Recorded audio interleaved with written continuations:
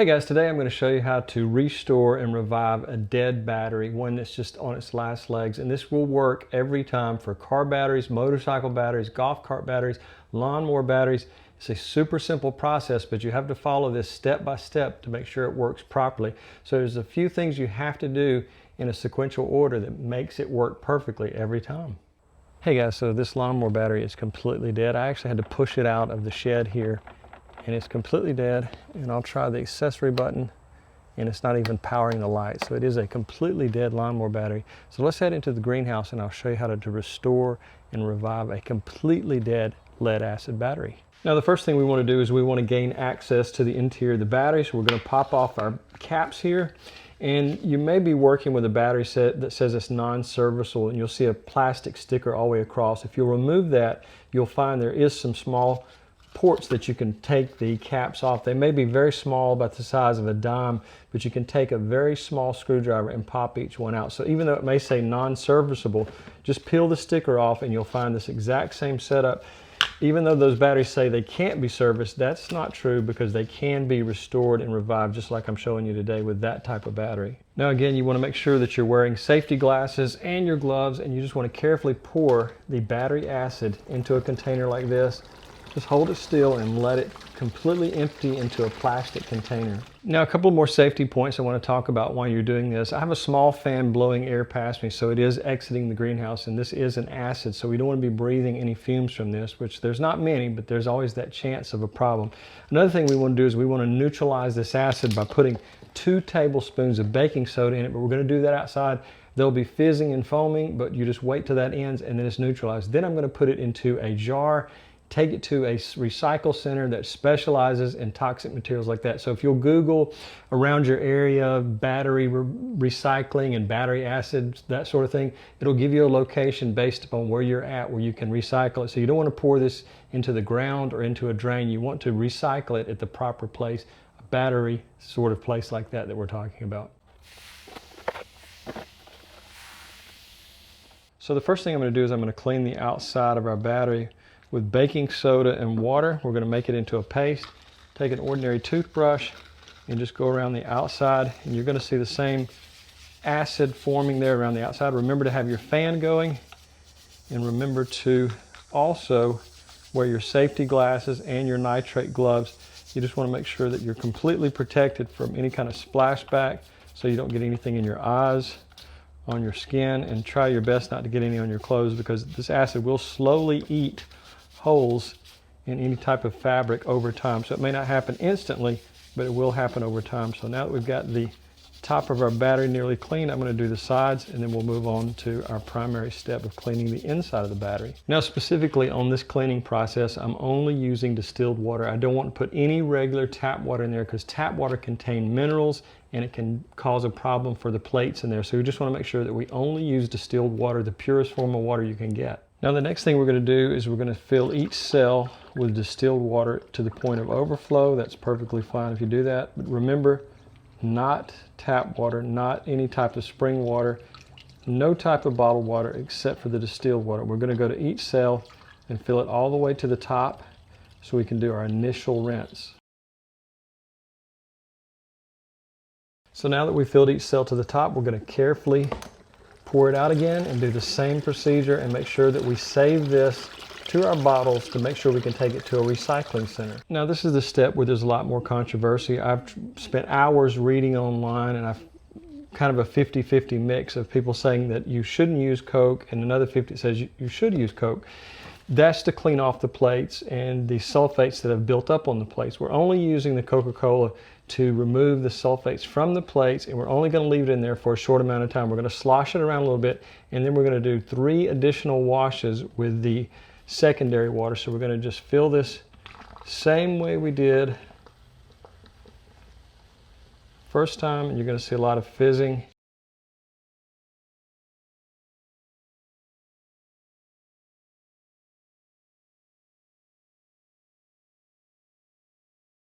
So Coca-Cola contains a phosphoric acid, and that's what's going to help clean off the plates of this buildup over time. And we're not leaving that in there. We're going to triple rinse it after we're through to make sure there's no Coke residue, so we don't have to worry about the Coca-Cola doing any damage from the leftover sugars or the Coke itself in there. Okay, I've allowed it to sit for a solid 10 minutes, and now I'm just going to shake it around and then pour it out.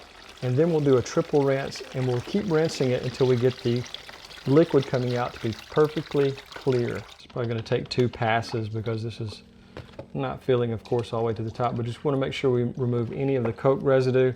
And for this size battery, I'm using about 2 gallons of distilled water and 1 liter of Coca-Cola, so you may have to double that on a much larger battery. All right, we're finishing off on our 3rd pass here. And I just want to make sure that we've removed all of the Coca-Cola because we don't want any of that residue still left in the battery. So we've shaken it and emptied it 2 additional times to this one. And this time I'm not putting quite the same amount in there because I want to be able to shake it a little bit more vigorously without making so much of a mess, without too much spillage. So I'm just going to shake it back and forth, rock it back and forth, and flip it back over. And we want to try one more time because I'm not seeing the liquid as clear as I want it. So as you can see, it's still a little cloudy, so I'm going to do possibly one more complete refill and do the same procedure again. So it took a little bit more distilled water to clean out than I thought. It took 1 additional time to refill and pour. So this is the last time, and we want the liquid coming out to be as clear as possible. So as you can see, it's very clear. We did 1 initial rinse, 1 Coca-Cola rinse, and then 3 additional rinses after that. So it was a total of that many rinses to get the liquid coming out as clear as possible. We wanted to clean out as much of the buildup from the interior of the battery as possible. So in the 3rd and 4th rinse, I added about 8 tablespoons per quart of just plain Epsom salt. No fragrance, nothing added to it. So just make sure it's pure Epsom salt, and it should say that on the package. So that was rinse 3 and 4. Make sure you do that. Now finally, we're going to do the reconditioning solution. I'm going to take 1 gallon of distilled water, and what we want to do is we want to add about 15 tablespoons of Epsom salt to our water, but we need to thoroughly mix it, so the water needs to be slightly warm. So this has been sitting in the greenhouse today. If your water is cold or it's in the refrigerator, you need to set it outside and bring it up to about 75 to 85 degrees to get it a little bit on the warmer side.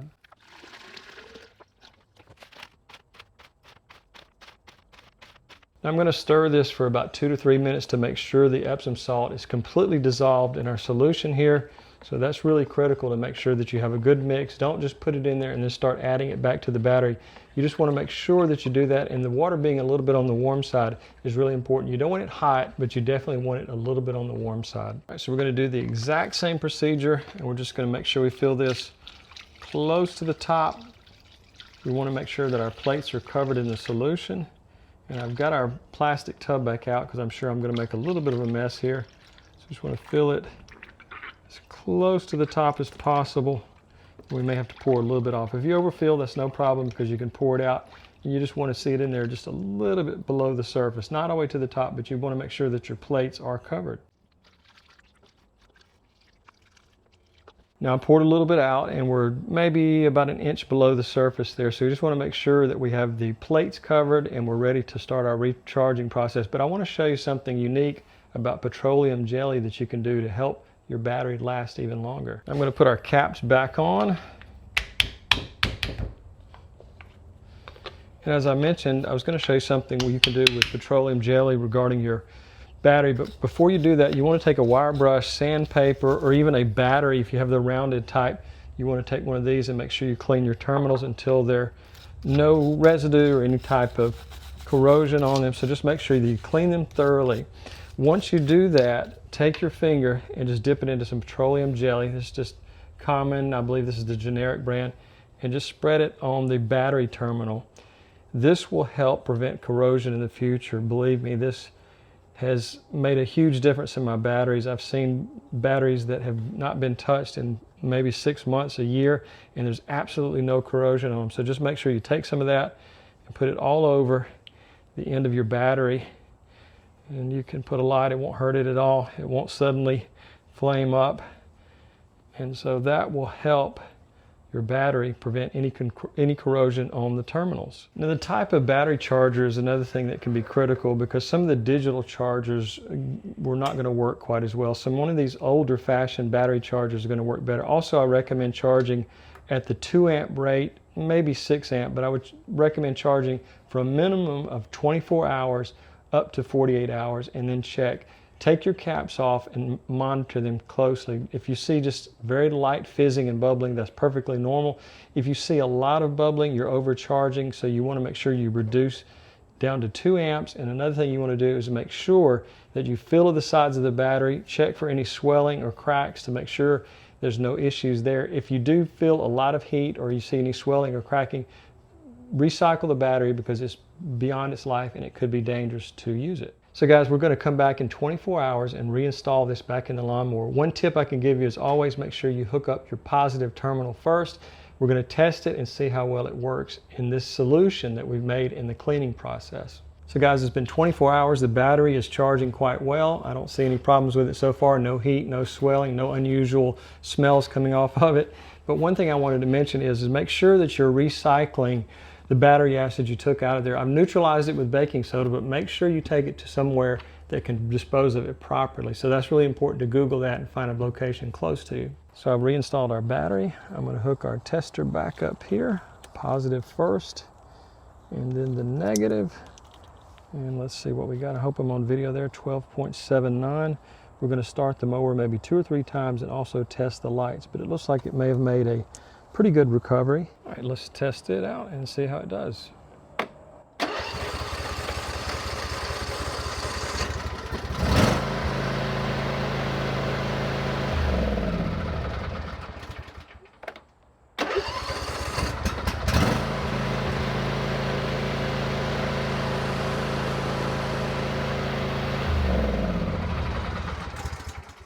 So without it running and the alternator assisting, turn it on. It looks pretty solid on the lights. And so it's like it's done a pretty good job of going completely dead, from completely dead to maybe not a new battery, but a very, very well working battery.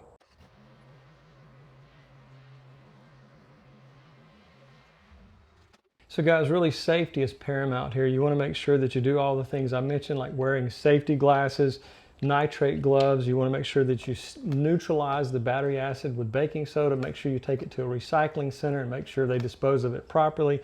So it's just one of those things. You want to make sure that you follow all the possible safety issues, including making sure the battery isn't hot. So you may want to check that over that 24 to 48 hour period to make sure the battery is not swelling or overheating. And also you can remove the caps. Like I said earlier, if it's boiling, that means you're overcharging, so you need to cut down the amperage there.